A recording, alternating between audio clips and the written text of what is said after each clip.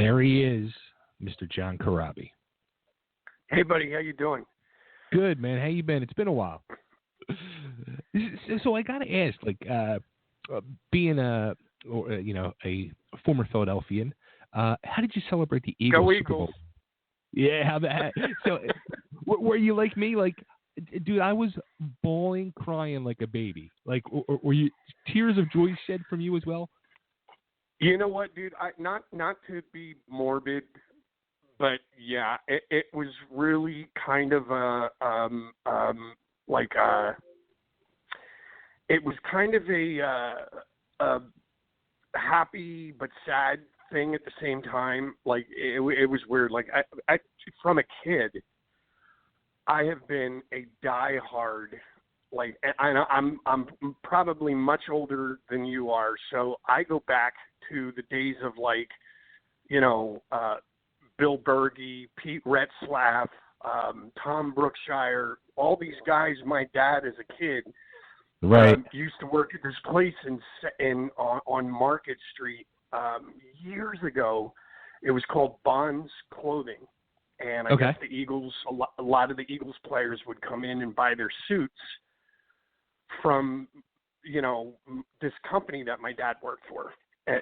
So I mean, even as a kid, I would go in on like Saturdays, and guys like Tom Brookshire would come in, pick up their suits for game days, and they'd leave 8x10s, and it was just crazy. So my dad passed away in 2014. They still hadn't won the Super Bowl. They got close a couple times. They hadn't won the Super Bowl, and then this year, the melancholy part of it was, I was watching the game with Minnesota. Okay. And when they, let's face it, getting off track here, but let's face it, this whole year was like a Cinderella. They weren't ever supposed to get to the mountaintop. You know what I mean? No, not at all. Losing all the players they lost, and they just kept going and going. And then I watched the Minnesota game. I was here at my house in Nashville, and they won handily to get into the Super Bowl. And I was texting my brother, and we're going, dude, do you believe this? This is insane. Like, we're going to the Super Bowl. Like, Dad would be so happy, blah, blah, blah. And then, oddly enough, crazy as it is, my brother, who I was just texting and kidding around that they're getting into the Super Bowl, literally got up the next morning at 51 years old, literally got up to go to work and dropped dead. And so, oh my God. Yeah, like 2 weeks later, my wife was kind of co-hosting here in Nashville at a bar, a Super Bowl party as it is, and whether Philly would have been in it or not, she had already committed to helping one of her friends host this party at this bar, and I was like, I'm there, I'm in town. So I went and I sat and I watched it, and it was so nerve-wracking. Like, even with like 5 minutes left, they're winning, and my friends are like, you got this, you got this, you got this, and I'm like, shut up, it's Tom Brady.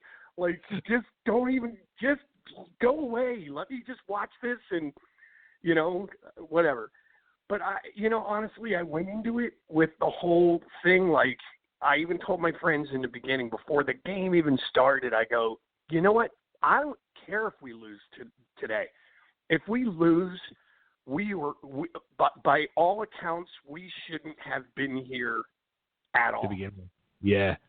You know what I mean? So now I'm just re-stoked again. Like I kid around with all my friends. I have some friends here in Nashville that are, Giants fans and Dallas fans and Redskins fans, and I kid with them. Like, just last night, I went to this bar to go get a cocktail with my wife, and the manager of the bar is a huge Redskin fan. And she came over to me. She's like, "Hey, buddy." I'm like, "Don't look at me. I'm a Super Bowl champ.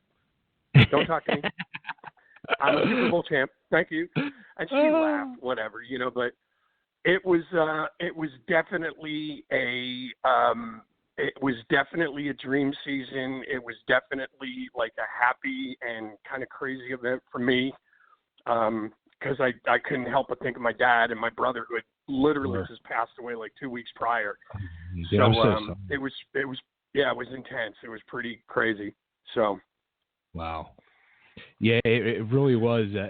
I just remember I was just crying like a baby, And then like after like all was said and done, then I started to think to myself like, for years I always said like, well, shit, like I'm pretty safe, I'm pretty good because as long as the Eagles don't win a Super Bowl, I think I'm going to live. Now that they won a Super Bowl, I'm like, oh shit, like am I on borrowed time now? How much time do I got? yeah, no, you know what? And it's weird. I don't want to get cocky, and as much as I love Philadelphia and all of our sports teams, you know what I mean? Like, I'm just really, really partial to the Eagles, and I just, if any Eagles fans are listening, like, let's not get too cocky.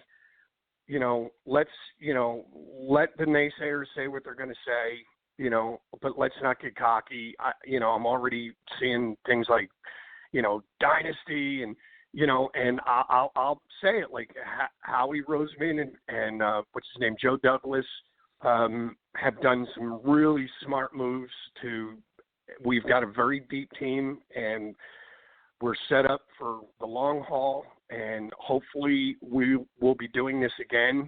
And maybe the next Super Bowl party will be sponsored by Crisco, for all the street poles in the city, hopefully. But I don't know, whatever. I'm just happy we won one. Now it's like, I was sick of all the Dallas and Giants and Washington fans giving me grief because I didn't have a ring. Now I have one, not just the one in my tub. So I'm happy. Oh man, I'll tell you what too. Like, I went down to the parade, and my whole goal was, all right, I'm gonna get down somewhere down by the stadiums in South Philly at the beginning of the parade, and get out of there and get home and watch the rest on TV. And I was able to time it perfect. Got there just in time for the speeches, and everything worked. And if they do it again, I'll tell you what, I'm not even gonna do the parade because you can enjoy it a lot better at home. No, I didn't. Unfortunately, I was so tempted to go up for the parade. I have a motor home, but I was just like, you know what? This is just going to be like a complete, utter chaos and insanity. Yeah. I know Philadelphia. I remember back in the 70s, to live in an area called Kensington, and when the Flyers won the first Stanley Cup, and they won back-to-back in the 70s, and I was like I was dumbfounded. Like, I love the enthusiasm of the Philadelphia sports fans, but the one thing I don't understand is at times the violence. I'm like, come on, seriously? It's like, let's not get crazy. Let's not brag about the fact that all of our sports teams have a jail in the basement. Can we not prove that point? You know what I mean? But, I remember that gathering in Kensington, and I was just dumbfounded. Like, every bar in Kensington lost their windows, and everybody was just grabbing booze, and they flipped over a bus, and there was fires, and I'm like, wow, it was crazy, dude. It was beyond crazy, the enthusiasm. So I just sat there and I'm like, this is going to be I was kind of concerned. I really wanted to come up, but I was like, this is going to be the best and worst of Philadelphia when the Eagles win, and this parade is going to be insane. And I'm happy that it wasn't too crazy. I literally thought entire neighborhoods in Philadelphia were just going to burn to the ground, but whatever. It's all good. Oh, it's too funny. Speaking with Philadelphia for a minute, I don't know if you've heard. Actually, it just came out late last week or over the weekend. I'm sure you're familiar. I think you were still in the air at the time. The Dead End Kids. I was just going to make a point, if you didn't hear about this, if there's some way that you can mention it. I just got a note from a buddy of mine, Bullwinkle. Yes. Yes. And Mike sent me a message. I don't know how to get a hold of anybody close to Kelly, but yeah. So the Dead End Kids were huge band.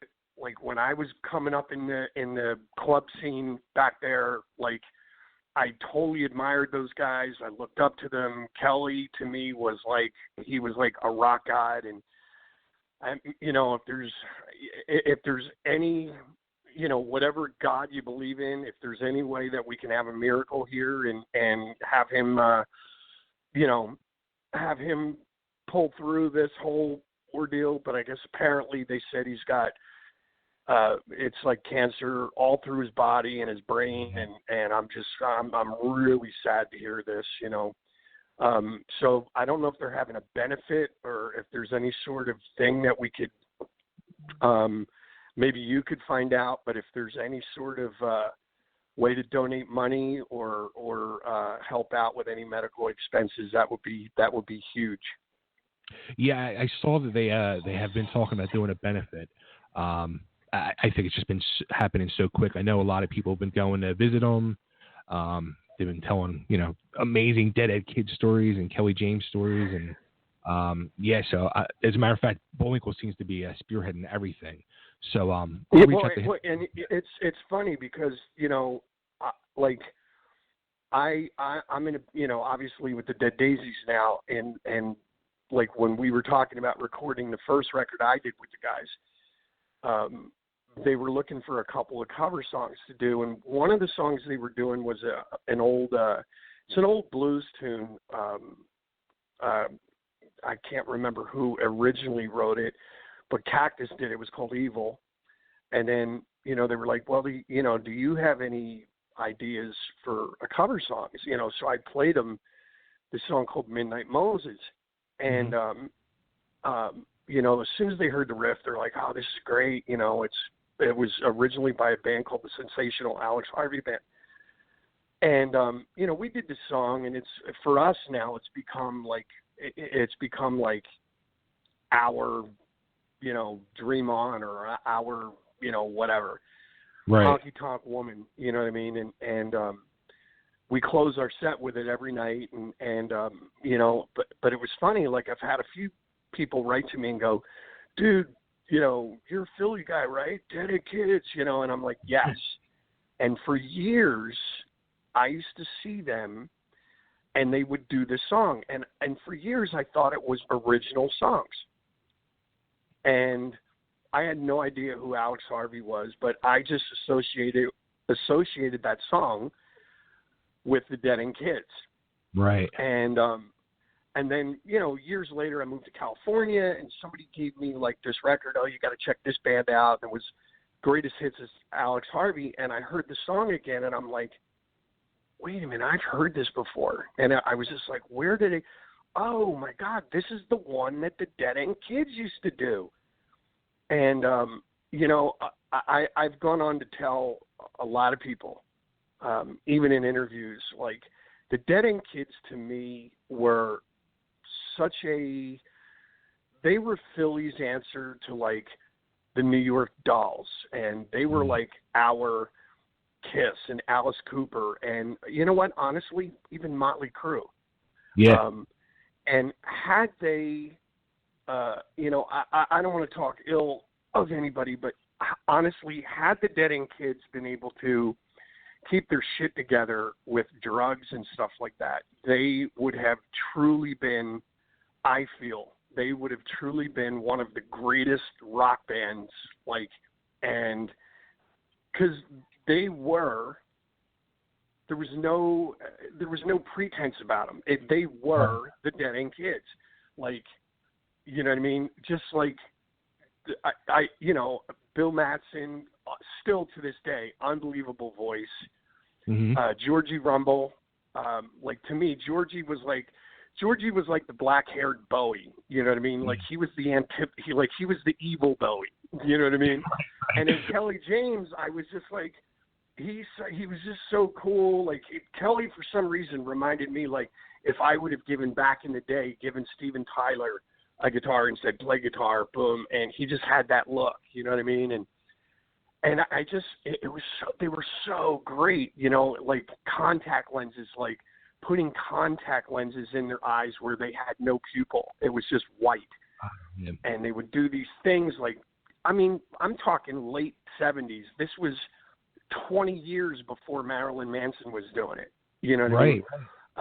They were doing stuff like this, and just the kicks and, you know, the guitar spinning, which Cinderella then took and did their thing with it. But they influenced so many other musicians that came out of Philadelphia. And, you know, I honestly, you know, I just hope that there's some miracle here that happens and pulls Kelly out of this. And, you know, I just did a show with them in 2014. Okay. Mike Bullwinkle did the, it was called the Bonnie Rocks. Oh, yeah. Yeah, I did that thing, and I played acoustically both nights, and then it was great. The Dead End Kids reformed for like this one show, and they came down and they played, and they sounded as good in 2014 as they did in the late 70s. They just came on and just kicked that place in the ass. It was so awesome. I can't say enough great things about that band. I just really wish they would have been able to keep their act together. You know, because let's face it, they were, you know, we were all a bit out of control back then, but they were like, oh, that's your out of control? Look at our out of control. Our out of control will trump your out of control any day. And I just remember, like, at one point, I think they were supposed to do some huge record, you know, in North Jersey. They had this thing planned. They were supposed to do a showcase for a couple of different record labels. And everybody was pumped about it. Like, and I'm talking, this is back in the day when my band was playing the Galaxy Club. And we would play like on Friday nights, and Cinderella would play on Saturday nights. Okay. And everybody was like, oh, it's, you know, it's Friday night. The Dead End Kids are doing their big showcase tonight, blah, blah, blah, you know. And we were stoked for them. And we're playing on stage, and I'm on stage. We're doing like a 1-hour set. And I can totally see Kelly comes in, big sunglasses. I can see him. He walks in. He's in the back of the room, and he's pacing back and forth. And you know, we got done playing, and I just kind of came off stage, and I walked over to Kelly, and I'm like, oh, hey, dude, how did your showcase go? And he was like, oh, dude, no. It's like tomorrow.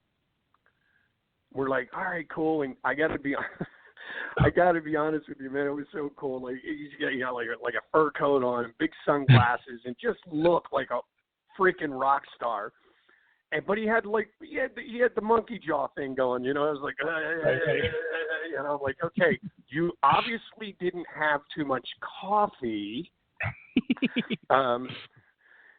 You know, and he was just like, oh, yeah, no, it's crazy. Like, you know, we're doing a showcase tomorrow. Blah, blah, blah. Okay, cool. And, you know, so a couple of the guys were out and about, and, you know, they were partying, doing their thing, and, you know, talking about the showcase the next day. And in all actuality, like, they got the days wrong, or some shit happened. And, like, the day that they were there at the club, like, they were supposed to be in New York and doing their showcase. But it's just like, dude, that's legend stuff. You know what I mean? It's just like, it's like, you know, they were South Jersey's New York Dolls, man. Like, they were the real deal, the real McCoy, the real shit.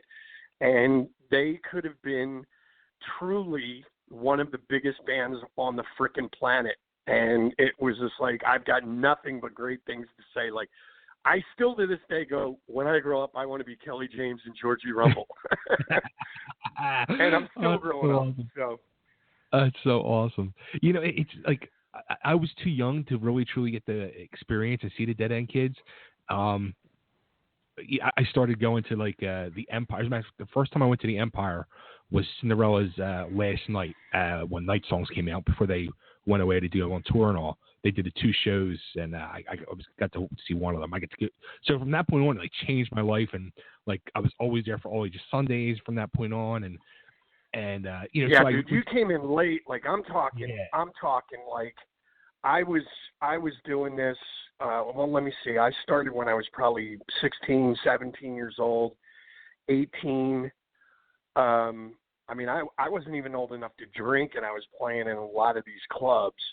Wow. So I'm talking, you know, 77, you know, wow. 78. And, like, the guys that I looked up to, you know, I just coming into my own, you know, was I looked up to, you know, the Dead End Kids. And then there was a band called Pegasus. And then there was Money, you know, but we had Jeans on the Boulevard, and then this was even before the Empire Rock Room, or the Galaxy for that matter, but it was like Jeans on the Boulevard, Dick Lee's, Heaven, the Penalty Box. Then you could go down the shore, and it was Tony Martz and Heaven, the Penalty Box down there, and the Rainbow Rock Room, and all these different places. So I would go down with who became my wife. We would go down for the entire summer, you know, and like me and my wife and, you know, a bunch of her girlfriends rent a place down in Wildwood for the summer and just go down and tear it up like every weekend for the entire summer. And, you know, we'd go see the Dead End Kids. And I wound up becoming friends with the guys. And you know, obviously, like when I say friends, like, you know, wasn't like we were hanging out and calling each other all the time, you know, any of that stuff. But, you know, I grew to respect them and all those bands, like way, way, way back in the days, 70s. I think I left to move to California in 84, 85. Okay. So I'm talking the late 70s. I was cutting my teeth, and those were all the bands that I looked up to. Sure. You know what I mean? So it's crazy. Like, I just got this message. My son actually, Bullwinkle sent my son a message, and then he forwarded it to me to let me know about Kelly. So if there's any way, I don't know when you're going to air this interview or do this interview, but if we can find out if there's some sort of a benefit or a way for people to donate money, please do it. And you know what I mean? Because, you know, I'm just, you know, in my own way, I'm just kind of crushed over this whole thing. I've got a photo of Kelly. They sent me a photo of him, and I just saved it and put it on my phone. He's like, you know, Kelly and Georgie and Bill Mattson and all those guys. They were like my heroes. You know what I mean? Yeah, I mean, just even you know, looking at these pictures of them from the, like you're saying, like the late 70s, it's kind of mind blowing because really nobody really looked like that, and it's so original. Yeah, and I'm just like, yeah, wow. I mean, I'm talking again, dude. Like in the 70s, they were wearing like black nail polish. They all dyed their hair black except for Bill, and then they used to have, I can't remember the drummer. I think the drummer's name was Bobby, but then they had a bass player that wore like. It was just crazy. So you had Kelly on one side that looked like Steven Tyler with a guitar. And then you had on the other side, you had Georgie, who was, like I said, the evil David Bowie. Right. Bill was in the middle. And then they had a bass player. I can't remember his name, but he wore like, you know, like a World War I German helmet with a spike on the top of it. You know what I mean? And and then and it was just like they like black nail polish. They were all doing these synchronized kicks together, spinning the guitars like years before Cinderella did it. Yeah. Spinning the guitars, and then they had this song. I believe it was called "Look to the Lights" or something. And if you can find a video of it, it's crazy. Like they got all these strobe lights going on. They would turn around and they would put these contact lenses in their eyes, like on stage? Like Georgie and Kelly. Yeah, they would put these contact lenses in their eyes, and they had no pupils. It was just like a white So the two guitar players were like black hair, pasty white skin, and, you know, black nail polish, and just grimy, you know, rock and roll gutter kids. And Right. they would open their eyes and they had no pupils. You're like, what? What am I looking at right now? This was insane. And I'm talking like, you know, Manson, you know, Marilyn Manson did it in the late 90s, but Right. they were freaking doing that in 76, 77, 78. You know what I mean? Shit. It was crazy, dude. They were so far ahead of everybody. It was insane. And it's unfortunate. I love the guys, and like they are Philadelphia's like mythical, you know, legends. And Right. unfortunately, they derailed themselves. It was just crazy. But they lived the life. I remember Kelly meeting me somewhere, and he was just all banged up and bruised up, and you know, all this stuff. And he was in Wildwood, and he was walking home at like 2 or 3 o'clock in the morning from the club, and they had a house down there, and he was walking home, and these guys, you know, these cats grabbed a hold of him, and they just beat the shit out of him because he had long hair, he's wearing nail polish, and he got his ass whipped, you know what I mean, by like 5 guys, and he was just like, F you, you know, and he was just letting them have it verbally, like, you know, swing away, bitches. This is me. Like, I can take everything you can dish. And you know what? Next day, on stage, all bruised up, banged up, looked like he had his ass kicked, and he still threw down, and it was like, just, they were awesome. I can't, you've opened up a can of worms here that you're not going to be able to close again. I love that band. That's awesome. You know, and every Philly band I talk to, they immediately say, Dead End Kids, Dead End Kids. Everybody, they all say Dead End Kids. Yeah, they were like, listen, there was a lot of great bands when I was coming up. Like I said, there was another band called Pegasus, 3-piece band, and they were great. And then there was a band called Money, and then there was a band called Prowler, and then there was a band called Squeeze, that was huge. And then Squeeze kind of broke up, and then they formed this other band called Horsepower, who eventually got a record deal, and that was a guy named Steve Richter. I can't remember the guitar player's name. He was in Squeeze, though. And then Buddy Cash, who is still, still a mainstay in the scene back there. Yep. And they had this great band called Horsepower, and they went over to England, and they got a record deal, and they were like, I just remember they were really good friends with like the guys in Bad Company, and like I was just like, I was so in awe of these guys, you know. But honestly, I have to say, like, of all those bands, to me, if you look at the trickle-down effect, I mean, the Dead End Kids were leaps, heads and shoulders above everybody else, just because they were so different than everybody else. They were just, but it wasn't an act. Like, the way they were on stage, if you look at how they were on stage, if you saw Kelly on stage, or Georgie, or Bill, or any of the guys, and then ran into them buying, you know, onions at the supermarket, Kelly and George and the other guys in the band, that's how they looked. They looked like that all the time. It wasn't like, oh, I got to get on stage and blah, blah, blah. You know what I mean?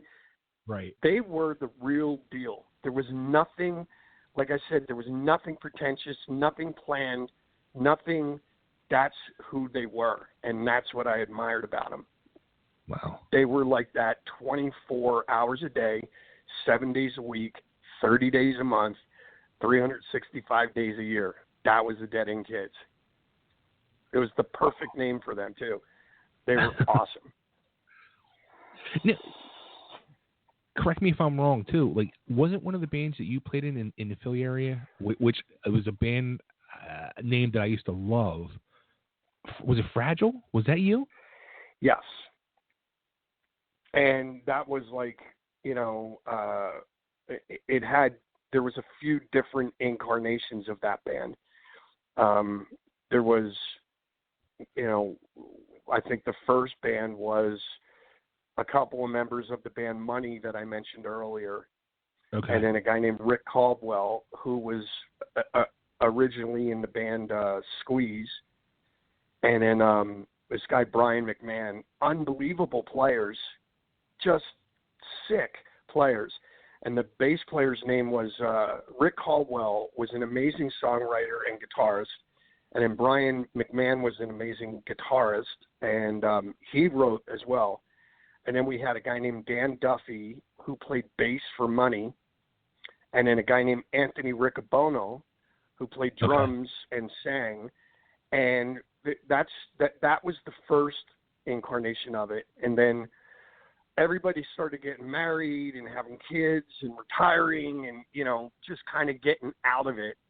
Right. And then I had another incarnation of it with a guy named Ron Cafield, who basically he was in the band with me, and then he left the band to start a band called Wasted with Pete Way from UFO. Yep. So it was Ronnie, a guy named Barry DiBenedetto. He was my guitar teacher. The other guitar player. Yeah, and then I sang, and then we had Bill Degley, or Bill Childs, who went on to be in Britney Fox, and then Adam Ferriola was the drummer, who is now in Get the Let Out. Okay. So I've got so many different. I had a little thing for with Dean Davidson, who started Britney Fox, was my drummer in one of my bands. So it's a very incestuous, tight group, though. You know what I mean? It's crazy. So because I remember you did a show at the Waverly in Drexel Hill, and because I grew up in the Upper Darby area.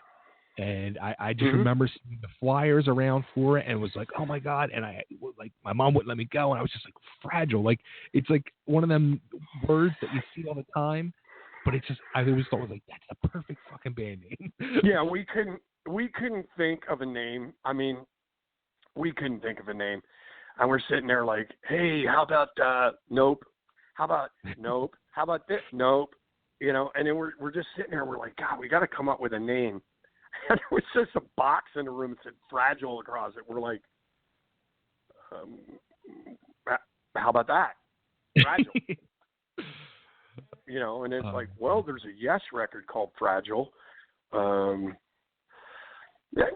give it a shot. Let's try it. And it's not the greatest name on the planet, but you know what? It worked for us at the time. So it was cool. That's awesome. Oh, man. The stories of yesterday.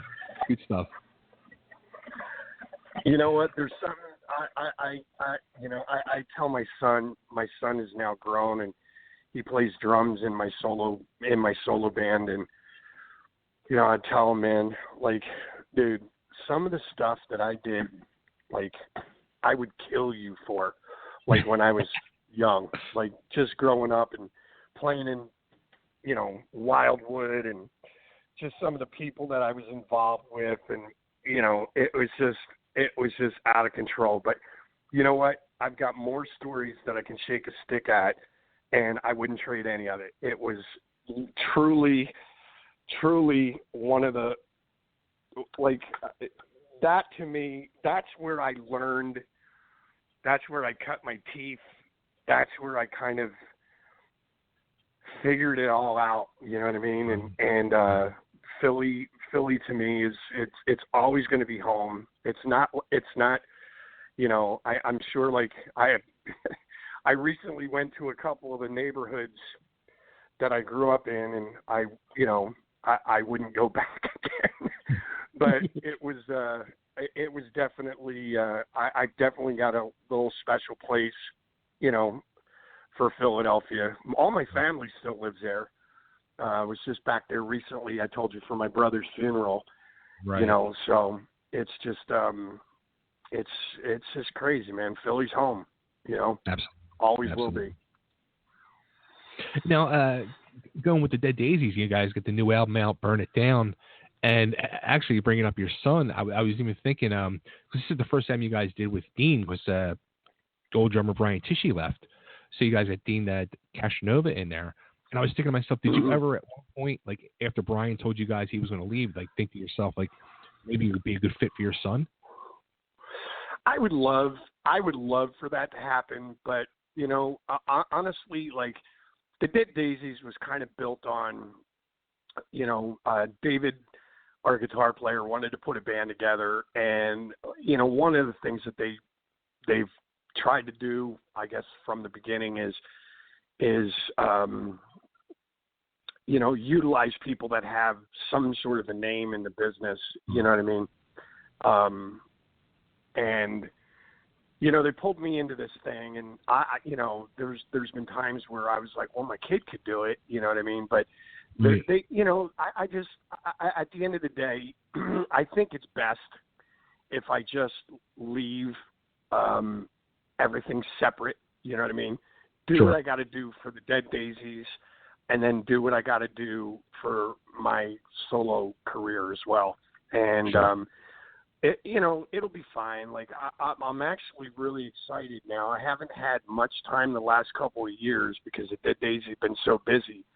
But I just found out that we're going to have off, like, sometime in September. And I'm going to have off a couple of months in the beginning of next year. So I'm really looking forward to getting my guys back together and brushing the dust off of a lot of the songs that we do, and getting out there and playing and doing some shows with my kid again. Oh, nice. Oh, that'll be cool.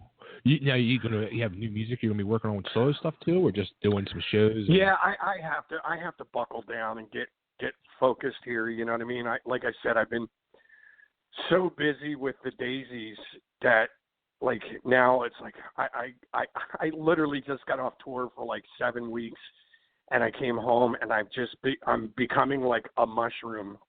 I'm becoming attached to my couch, and I enjoy it. So, but I'm like, okay, I need to, in the next few days here, I need to call my guys, see who's available, and see about getting in and working on some new ideas.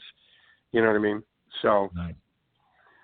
Now, how about that though? Like with the way things are nowadays. I mean, like you're saying, like you just got toured 7 weeks. You're doing all this stuff with Dead Daisies. On the off time at Dead Daisies, you'll be doing solo stuff, and then on top of that, I mean, you're talking to me. You're talking how many other, you know, press outlets, podcast, radio shows, etc. And then on top of that, you're doing social media, and then you're like having to do videos for YouTube and this and that. Like, do you ever have a point where you're just like, I just want to turn myself off? Like, I'm always, you know what I mean? Like, you not only are you John Corabi, the human, but you got to be John Corabi, that rock star / musician as well. Well, and it's cool. I mean, that's what I think now. Like, our management for the Daisies, like, we just went out for 7 weeks, and believe me, man, it's grueling, because we get up every day, check out of the hotel. You know, we check out of the hotel, and then we get on a plane and we fly to the next city, and we get in a van and we go to the hotel. And a lot of times at the hotel, we're doing phoners, like interviews like I'm doing now. And then we'll go to the gig, and there's usually some, you know, face-to-face interviews that we do. So we'll do those. And then we sound check. And then we do, like, there'll be like 5 or 10 meet and greeters, like a radio station may have done some sort of a thing, and they'll have 5 or 10, sometimes more, people that they bring into the dressing room, and we sign photos for them and posters and, you know, records, and then we take a photo with them, and then they go on their way. And then we start getting ready for the show. We do the show, and then we sit down immediately after the show and we sign stuff for the first 100 people that walk in the door. And then we go back to the hotel, and it's usually a cocktail or two so we can go to sleep. Sure. And then it's, back to bed and then repeat. And we just did that for 7 weeks, and it's a grueling schedule. But our management knows now. They kind of pace us a little bit, and they're like, all right, we had you guys out for 7 weeks. Go home for like 3. Go get your head together, and we're going to now it's like gear up because we're going to Japan. And we're like, all right, cool. So we'll go to Japan for like a week, and it'll just be nonstop press, few shows, back to America. And so it's, it is a bit of a grind, but we love what we do, and it's, it's all good, man. I wouldn't trade it for anything. So nice.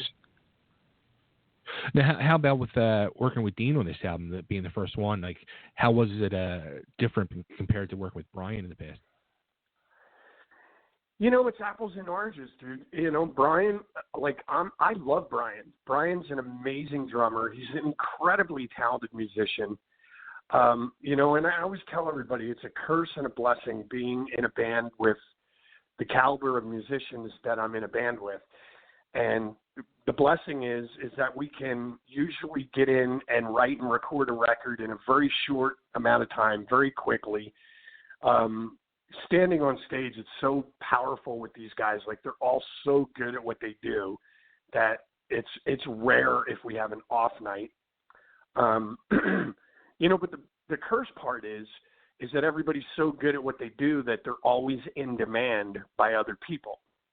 So, last year, Brian did a bunch of shows with Don Felder. He did some shows with Steven Tyler. He played with, I guess, Tyler and Perry did some benefit thing, and, Brian went out and did that. And, so they're always in demand. Doug's always in demand. Marco, all of us. Yeah. And, so Brian had basically booked himself this year for some stuff with Felder, and and then to boot, Brian is also a great songwriter, so he's been wanting to do a solo album for a long time.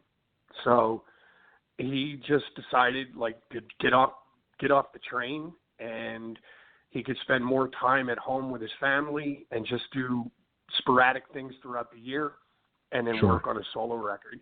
And I can't blame him for that. You know what I mean? It's awesome. So we called up, Marco and Doug had worked with Deen in other projects in the past. So they gave Deen a call, and they said, hey, what do you, come down and check it out. And Deen came in, and obviously it's well documented that he had some issues a few years back, and he came in, he talked to us about everything. He was very forthcoming and honest about it. And then he basically,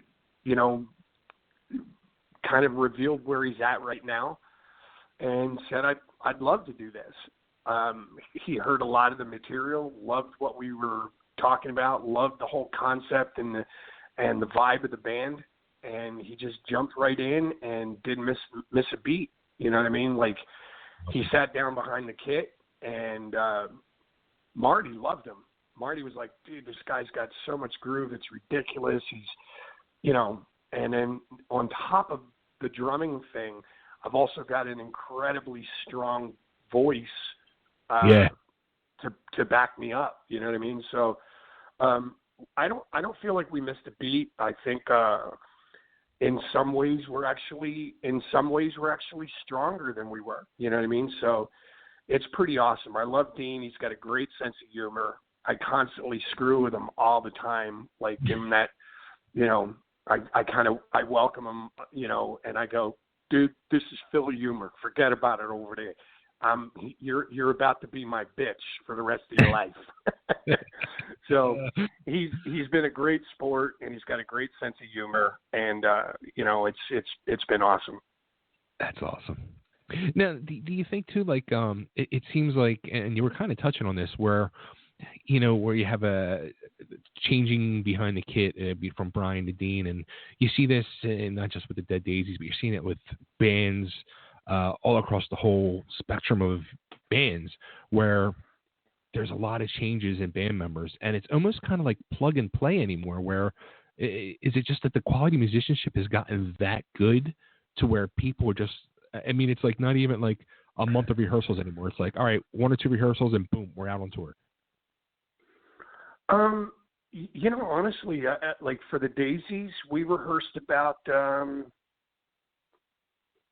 probably about 10 days. Wow. But I mean, it's for us, it's not that big of a deal. Like everything that we're playing, we wrote it. So, I mean, it's just kind of relearning what you already came up with. You know what I mean? Right. Like Doug is basically just, he's just basically refreshing on the guitar parts that he wrote. So, for us, the rehearsals are more about figuring out what works live and what, there's some songs that just don't work live. Okay. You learn them and you play them a few times and you're like, yeah, it's just not sounding as good as it does on the record. All right, let's push that one aside for now. And, we'll sort it out. But, again, like, I know I can only speak for the guys in the Daisies. Like, there's Marco is a bass player's bass player. Doug Aldridge is revered, among a lot of his peers. Same with Deen, same with David, so it doesn't take them long to figure stuff out. You know what I mean? It's like, okay, let's get in and figure this out. And even before each show, we call it David, our guitar player, he's got a business brain as well. Like he's a businessman as well. And, we do a nightly recap. We go through the set, like, hey, what was working last night? What wasn't, yada, yada. Hey, Crab, can you just change that little rap you were saying into, right here? Yep. Okay. Got it. And we all just make mental notes. I mean, it's not like this isn't definitely not our first rodeo. Like I know me personally, I've been doing this for 35 years. So I'm just the type of person, you could tell me something right before we go on and that's it. It's changed. It's done. I gotcha. You know what I mean? Right. But they're all that way, so it doesn't take long to put things together. I think a lot of the other bands that are out there making changes, let's face it, we're all getting older. Some people are like, and I'm just guesstimating, but I would imagine there's some people that are saying to themselves like, okay, I've been doing this for 30 plus years now. I haven't seen any of my kids grow up. My wife doesn't even recognize me when I walk in the door. I think I'm gonna cash out. You know what I mean? I'm just gonna go home and, I'm gonna find a new angle here. Because it's not. Again, I wouldn't trade it for anything, but all the things that you read in magazines, like back when I was growing up and I was looking at photos of, Robert Plant riding on the jet and Steven Tyler, zipping around on motorcycles and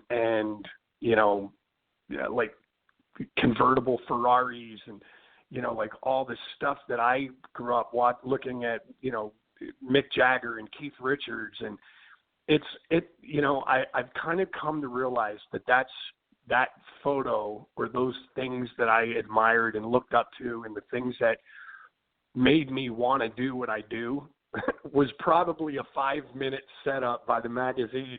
All right, Steven, go sit in this Ferrari and just drive by the camera really quick and wave, and you know what I mean? And it's just like this.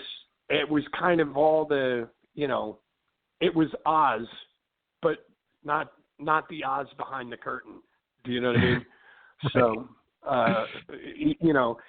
and I've realized now, man, that it's like people don't, if they really knew how much work is involved in this, they'd laugh. You know what I mean? Like I just did 7 weeks. I flew from Nashville to Glasgow, Scotland on April 3rd, and I came home May 10th. Wow. And there wasn't one day that went by where I wasn't singing or performing for somebody. Like I had no days off. We were traveling every day. There was no days off. I got bronchitis on the road. So in Holland, I was sick as a dog. But it's like, I just want to lay down for a couple of days until I feel better. Yeah, no, that's not going to happen there, buddy. Get on stage and go do what you're supposed to do. It's not easy. You know what I mean? Actually, a friend of mine and a friend of the show, she saw you guys at a couple of shows over. It might have been like Italy or something over during that tour. Rachel Lorin. Oh yeah. Rachel saw us in where did she see us? She saw us in Paris, I believe, and Milan. That was it. Yes. Yeah, she saw us in Paris and Milan. And she'll tell you, like, I was sick as a dog, dude. Like, I was like, oh, God, like, you know, I'm talking, you know, if I would have been home, I literally would have just been on the couch or in bed watching a TV, drinking tea, orange juice, you know, antibiotics, you know, but it's like again, I'm not complaining. Sure. But it's there, you know, I'm just saying, I'm stating a fact. There's a lot of work and there's a lot of things behind this. Like I laugh sometimes when I go see, you know, I'll hear somebody talk about, you know, a band that they went to see and they're like, oh God, dude, singer was horrible. He sounded like ass, you know, he was cracking. He was, you know, but they're not understanding that singer may have been sick. Yeah. Show still goes on. You know what I mean? Right. He may have been sick. He may have been doing press all day, talking, interviews, you know, meet and greets, all this other stuff. And, you know, at that point, maybe he was just, I don't know, tired. Right. It happens, you know what I mean? And it's just, like, I just laugh sometimes because, again, people don't realize how much work goes into, you know, that hour and a half. You know, I know we play on stage, we play like an hour and a half, hour and 40 minutes. Right. And, you know, but there's a whole day of, like, checking into the airport, going through security, getting on the plane, you know, flying to the next city, getting off the plane, getting your luggage, going to the hotel, rechecking in. There's, you know, all these things all day long that lead up to that hour and a half. You know, I know when I'm doing those meet and greets at the end of the night, I'm beat up. I'm like, there's tired, and then there's what I am. I'm like, I am beat up. And so it's a long day, man, you know? Really? So basically what I'm saying, folks, is just be kind to the singer. Give him a break. Oh, it's too funny. Now, you guys are actually getting ready to do a U.S. tour, and it seems like you guys are really trying to concentrate a lot more on the U.S., where you guys have really been focused more overseas, it seemed like the first few albums. Now it's like you're trying to really put a dent here in the States. Well, we're trying, you know what I mean? And it's, again, love America. I'm American. I love everything about America. But America's just a little late to the party. And, you know, a lot of fans, it's funny, but a lot of fans, they write to me and they're like, dude, seriously, there's not one show in Iowa? Come on. And I'm like, dude, it's not like we load up a tour bus and just drive around America and look for places to play and just say, well, that looks like a good place. Let's play there tonight. You know what I mean? We have to be invited. We have to be invited. And if there's no demand or there's no, I don't want to say no demand, But it all kind of starts with the fans. If the fans are there and the fans make noise with the promoters will do it. call us and they'll ask us to come. And once they ask us to come, again, it's still up to the fans to look for the show, tell their friends about it, and make sure that that place is packed. Because you know, and I know, that if you show up, a band shows up to a gig, and they get paid X amount of dollars to play said gig, but there's only like 30 people there, band ain't coming back. Yeah. It's just common sense. So there has to be a demand, and you know, America is definitely coming to the table, but America is so big, and I think there's so much stimulation and so much stuff happening in America that it just takes a little bit of time. You know what I mean? Right. Now, so I get to ask the question now, like, how come no Philly? You guys are coming to Lancaster. I'll tell you what. That is one of the great mysteries of my life. Like I just said to our manager, I go, why are we not playing in Philly? I go, that's my hometown. That's Doug's hometown.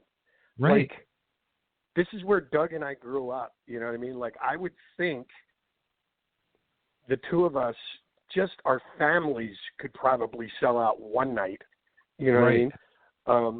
But apparently, I think it was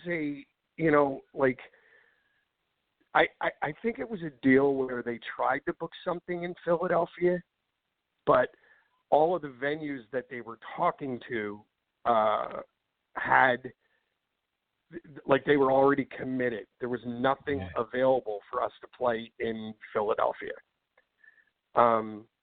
You know, so I'm hoping at some point, like, you know what's crazy? I've done acoustic shows in Philadelphia myself.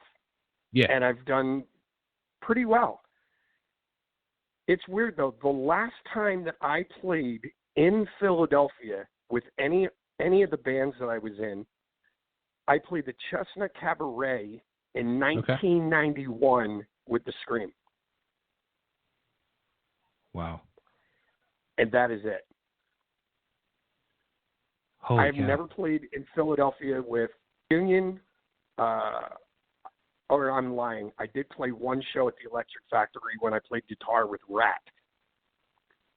But actually, I think I saw. Did you play with Rat up in Northeast Philly too? Like John's Boardwalk, I think it was called at the time. I don't remember that. Maybe it wasn't. I remember I saw them there. I can't remember if you were with them at that point. It might have been. I might have been. You know, I might have played there with Rat, but like I'm just saying, like any of the bands that I wrote music for and sang with, I played in 1991 with the Scream, and that was it. Never played there with Motley. Never played there with Union. I think the closest I got to Philadelphia with Union was a place called Birch Hill in North Jersey. Okay. Yeah. Yeah, and I'm like, or I think I did something, if it was Union or Rat, but I think we played in Atlantic City. But I'm like, what is with Philly? Like, why can't, you know what I mean? I don't know if maybe there's not really any clubs anymore in Philly, you know, but it's crazy because, like I promoted a few shows last year. Actually, I brought Rachel down last year for her first time in Philly, and yeah, like the club scene, like club wise, it's not like a lot of the bigger clubs have closed, so there's all like real small places now. But a lot of the, you know, the people like yourself and bands of the era of the, you know, 80s and 90s, they avoided Philly for the longest time, and now I can honestly say, like the last year, they're really starting to make a stop in Philly, and it's like hitting all at once. So now it becomes like a real pick and choose thing, because now it's like getting overcrowded. Right. But see, and that's the problem. That's one of the things about not just Philly, but like America in general. Like if you really look at when a band or an artist, any artist comes out and they've got like a song that people are starting to gravitate towards, every radio station in America will just play that song to death. And I think that's one of the things, like, America just beats things to death to the point people don't want to hear it anymore. And then they move on to the next thing. We get so embroiled in, like, certain bands, but we have a very short attention span as well. And it's like we just play them to death, and then we get tired of it to death.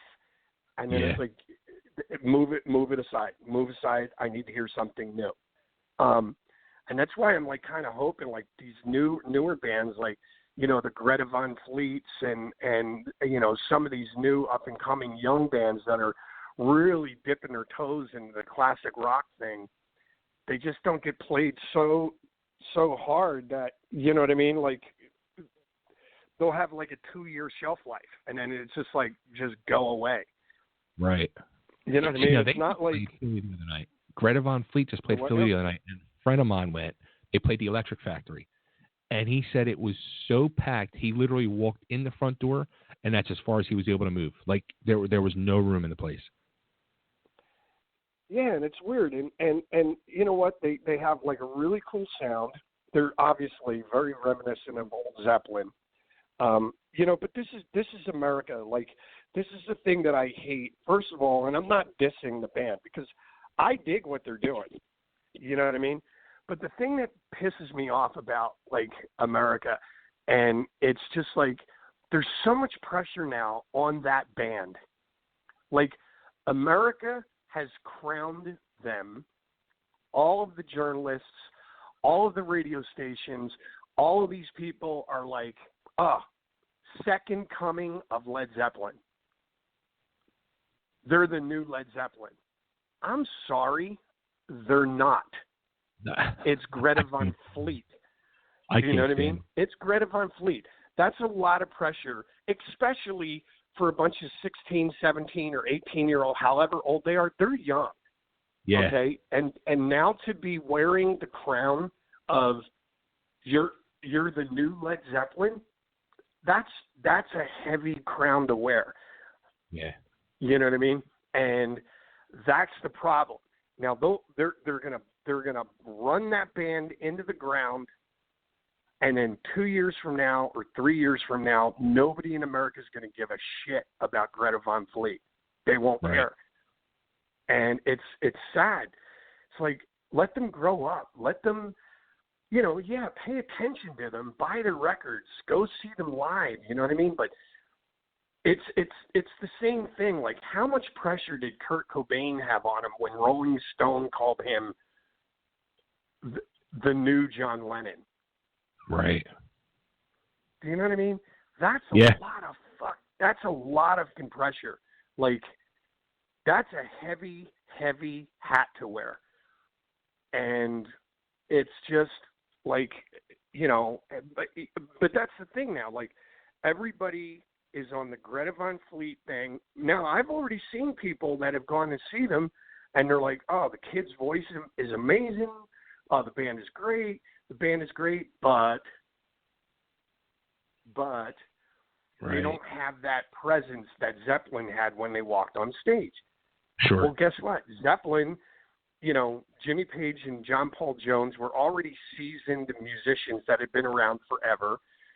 Robert Plant, that thing of Led Zeppelin, that was a rarity. That was something like the Beatles, like the Stones, like David Bowie. That is something that will never happen again. It's been done. It's, you know what I mean? And Robert Plant was a one-in-a-lifetime singer. Nobody heard anything that Plant was doing until Plant did it. He was the first. And he had that thing on stage. That's what made him Robert Plant. That kid, Greta Van Fleet, is not Robert Plant. He may sound like him, but he's not Robert Plant. He's not going to act the same way. He's not going to be the same way. So let that kid be who he is. Yep. You know what I mean? And, you know, it's just that's we just have these crazy expectations, and we expect so much now because of the hype that right. They're probably going to, at some point, you know, they're just going to kind of eventually just go away. And it's weird. You know what I mean? It's sad. And that's, there's a difference though with, I don't know, I don't understand why there's a difference, but there's a difference in the way the European and the UK press look at things and the radio look at things. And they admire the Greta Van Fleets, and they admire the Rival Sons, and they admire, you know, all these bands. But it's not like this crazy. I can't explain it. There's definitely a difference in their pacing of everything. You know what I mean? It's weird. Yeah, that's weird. Like, and I've asked so many people that question too. Like, what is the difference? Like, why are things so different over in Europe or overseas compared to here? And nobody's ever really said that. It's always been kind of like the difference of the fans and the way they look at things, but not like the actual radio stations. No, it's everything, dude. Like, here's an example. I have a friend of mine. He tour manages me when I go over to Europe and I do my acoustic shows. Okay. And he's from Switzerland. He's Greek, and he lives in Switzerland. And my friend speaks fluent Italian, fluent French, fluent German, fluent Spanish. He speaks Greek. He speaks English. He speaks like 6 different languages. You know, and he's very worldly. He's been here with Michael Schenker. He toured over in the States with Michael Schenker, and he's been all through Europe and Russia and Japan. And he even said to me, he goes, like, John, what? Like, I don't understand America. And I said, okay, well, what do you mean? Like, he was like, well, just everything is so fast in America. Everything. He goes, Americans want everything yesterday. Right. And I kind of stopped for a minute, and I'm kind of getting a little defensive with him. And he's like, no, he goes, seriously. He goes, I've been to America, and he goes, you have so many McDonald's and Burger Kings and Pizza Huts and all these places where you don't even have to get out of your car. You just hand them a card, they hand you food, and you drive away. And you eat it while you're driving. He goes, you have coffee places now like Starbucks. You pull up, you hand them a card, they hand you a coffee, and you drink it while you're driving. Right. And pharmacies, dry cleaning, like all these things, like donuts. You don't even have to get out of your car. Just give me a corn muffin, 2 jelly donuts and a cream donut and a coffee, and I'm out. Boom. And he said that is the difference between America and the rest of the world. And kind of put it into perspective. He said, like, Italy is thousands of years old. France is thousands of years old. Germany, same thing. England, same thing. Switzerland, same thing. Japan, forget about it. It's like 3,000-4,000 years, you know what I mean? Right. And America is 250 years old. So we're like the adolescent teenager. You know, as soon as a teenager gets that word teen at the end of their age, you can't tell them anything. Nope, I know. Nope, I don't. I'm not going to do that, Dad, because that's not what I want to do, and I know best. Blah, blah, blah, whatever. And he goes, America is the adolescent kid that knows everything, but they want everything yesterday. And I kind of sat there and I thought about it for a minute. And he goes, like, here in Switzerland, we get up, we go to work, we work very hard. But we take an hour lunch, and we go outside, and we order a sandwich, and we sit down with our coworkers, and we have a sandwich, and we have some espresso afterwards, and we talk about people's lives and their families, and we he goes, like, America just seems completely disconnected with that. So that's what I mean by pacing. It's not just the fans.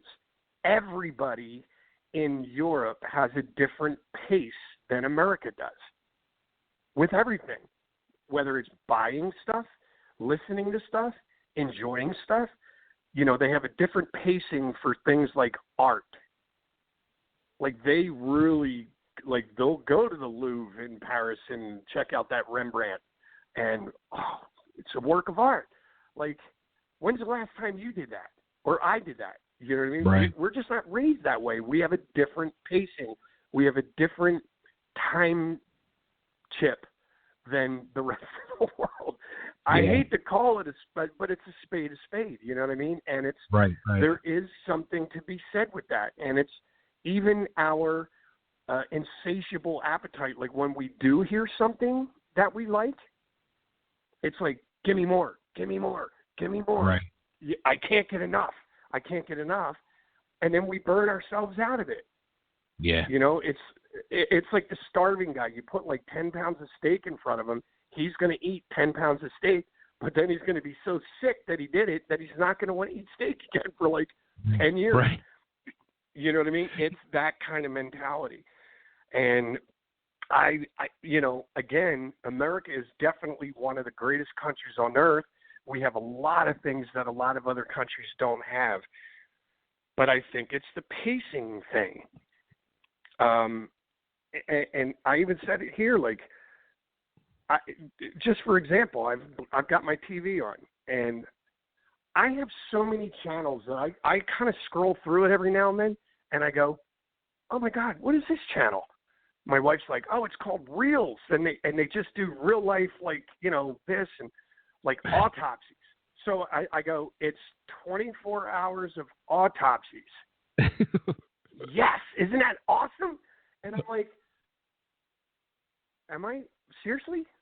Like, I have more channel. I have like 2,000 channels on my cable package. It's crazy. I know. You know what I mean? And I'm like, now you try handing someone a remote and hand them 2,000 channels and a really comfortable couch, and then go tell them, oh, hey, dude, you know, Dead Daisies are playing at the Mercy Lounge tonight. You want to go? Try getting that person to put the remote down, get off the couch, get into his car, spend money for gas, spend money to get in, spend money for drinks, spend money for a shirt or CD or whatever. It's going to be tough. That's a tough sell, buddy, because I've done it myself, where there's bands that came into town and I really wanted to see them, but I got so comfortable on the couch, I'm like, fuck it, I'll go see them the next time. I know. Hey, I'm guilty of it too. I'm totally guilty of it. Yeah. It's tough. And I'm sorry, if it comes down to me seeing Led Zeppelin or an Eagles game, guess who's losing? Led Zeppelin. I'm so screwed on Fleet too. It is what it is, dude. It is, you know, it is what it is. And it's just, you know, that's a weird, that's, you know, and that's my opinion. Again, I don't hate America. I love America. I don't hate American fans. I love the fans that we do have. But it is what it is. And I think that it's just a different set of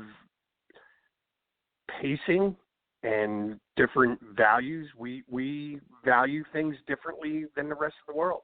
You know what I mean?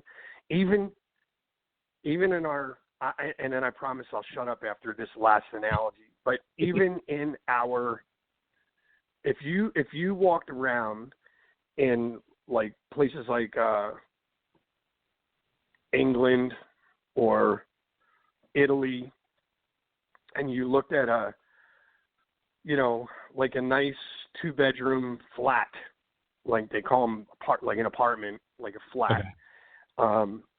You look at what they consider to be a, you know, reasonably nice flat.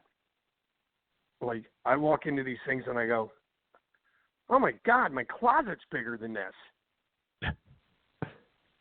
You know what I mean? that's Right. that's what my friend Nicholas was talking about. Like, he's like, America's sense is, oh, I got to have a big house, and and I got to have this kind of a car, and I've got to have this kind of a thing and that kind of a thing. He goes, so your value system is different than ours is here. Like, we're content with having like a nice, not convenient, but like a nice place to just lay our head at night, and we've got adequate storage for everything, and anything that we can't store, we don't need. You know what I mean? It's just like, whatever, So they just have a different set of values and pacing and all the stuff than we have, and it's crazy. Yeah, as you said that, like, I totally think that like my favorite show on TV is American Pickers, and I watch that show religiously, and I can sit and watch like 12 hours a day of that, and I say to myself as I watch it, like, I see these people with these warehouses, and they build their own little towns just for their stuff, and I'm like, that's what I need. Like, I need like a warehouse just to put all this stupid junk that I collect in there, and that's my mentality. You wouldn't see that. And it's weird because the older I get, like, I'm notorious like for I hate clutter, and so and no disrespect again. But, like, I come in, I tell my wife, I'm like, okay, starting to get cluttered in here. So, I'm like, we've got all this art. We have more art than we have wall space. So figure out the ones that you want, figure out the things that you like, that you really like, and let's get rid of the rest. I'm over it. I'm the guy, like, people give me T-shirts and radio stations and all this other stuff, and I wear them. And then I put them in my drawer. And then after a while, I have to go through my drawer, and I have to go, and I open up everything, and I go, if I haven't looked at it, worn it, touched it, or whatever in like a year, I'm getting rid of it. I give it to my son. And I mean, I'm talking like leather pants, shoes. Like, I'll buy stuff and I'll wear them, and I'm like, oh yeah, these are great. I'm gonna have these forever. And then I find myself looking at them like, oh, I haven't worn those in a while. Okay, put them in a bag, give them to Ian. I'm done. I don't want them anymore. Like, just get rid of them, because that is taking up 4 inches of I could put 4 inches of something else in that space. I'm done with it. I hate clutter. So I'm kind of a minimalist, at times, and like, but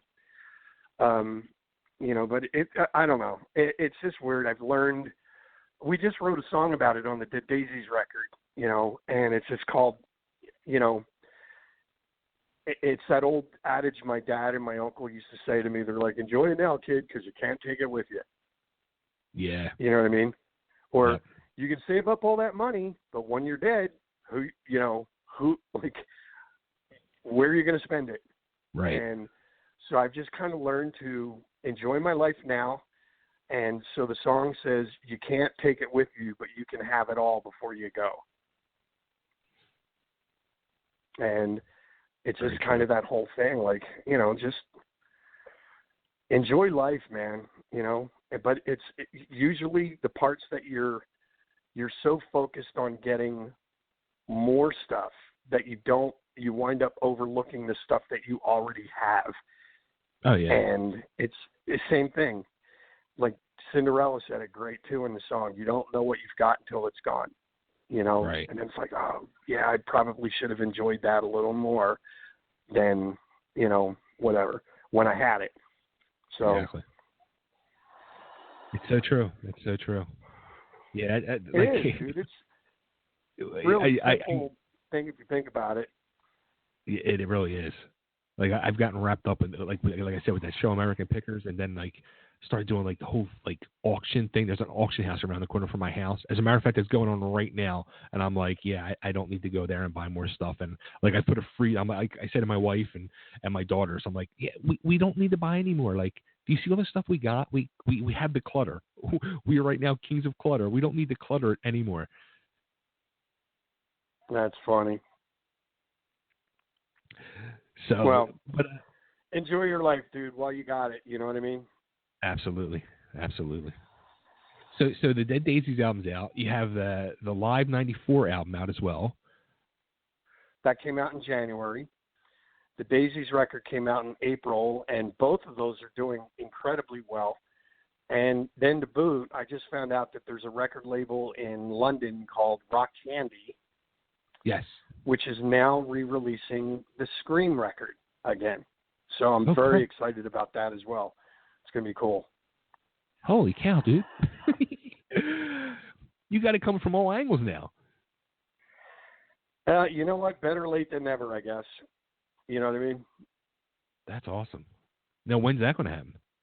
I don't know. I know they sent me an email, and then I just kind of mentioned to the guy, I said, you know, there's this CD floating around with a few live tracks, and I sent it to him.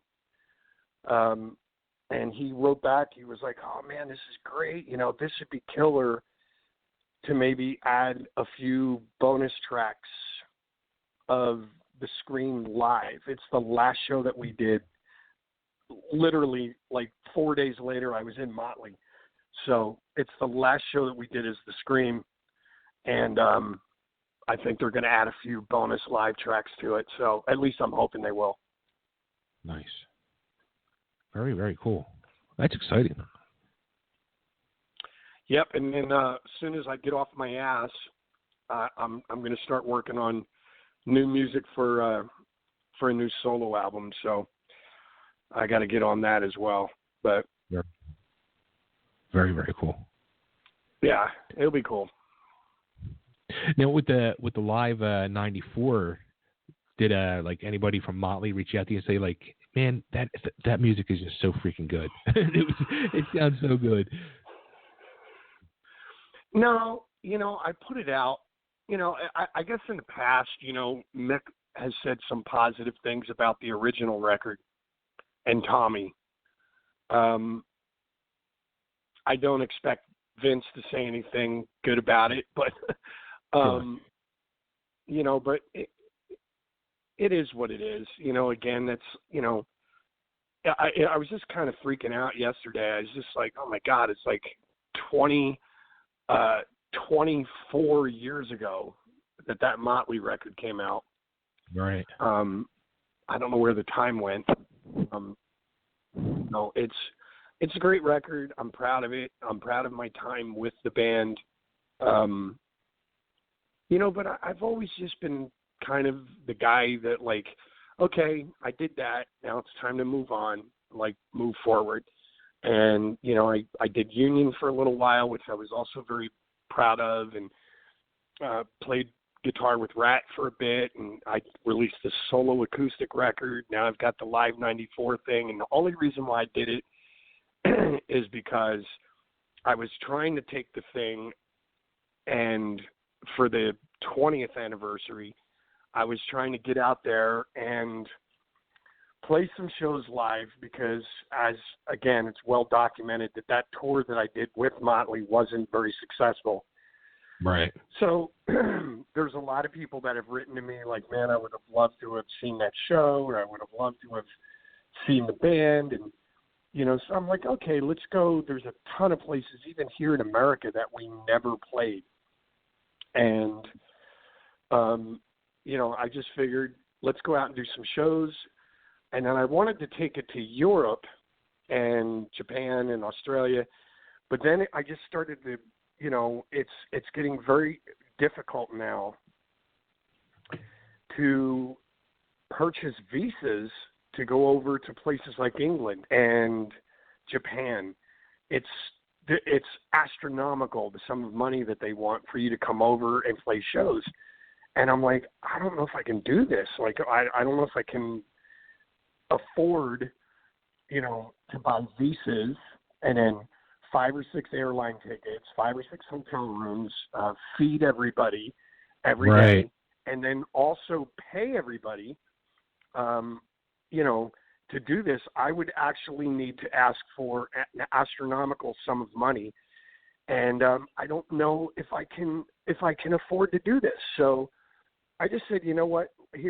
I guess the next best thing would be to just record it for prosperity Right. and put it out there. So if anybody does want to hear what it would have sounded like live, it's there. And it's actually been going pretty good. And I got to say, the guys in my band did an amazing job learning the material. And my son, forget it. Like, I'm so proud of him. Like, he just went in and just nailed the Tommy Lee drum parts, like, flawlessly. So it was pretty cool. And that's my little proud daddy moment. So. And did I hear right? Are you a grandfather now too? Yes, I've got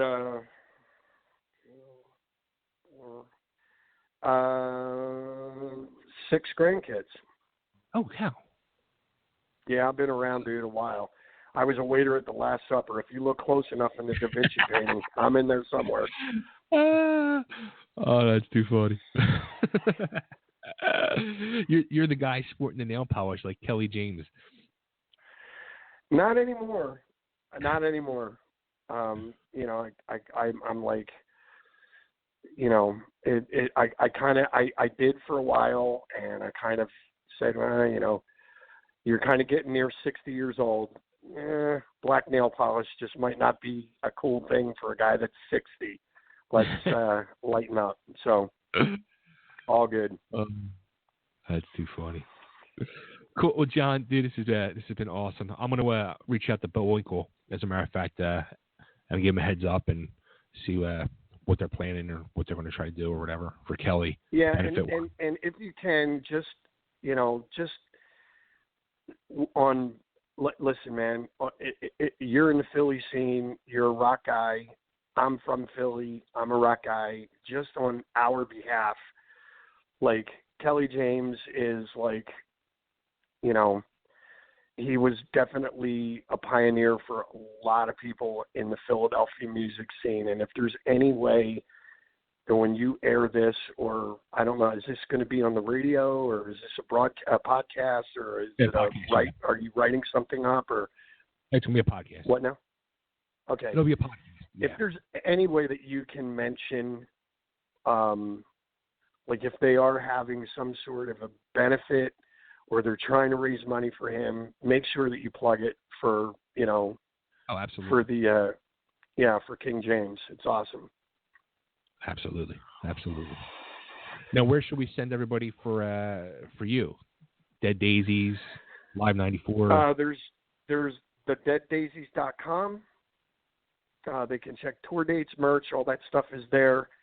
And then for me, it's johncorabimusic.com or ratpackrecords.com for my stuff personally. And hopefully I'll have some new music out soon. As soon as like I said, I get my head out of my ass.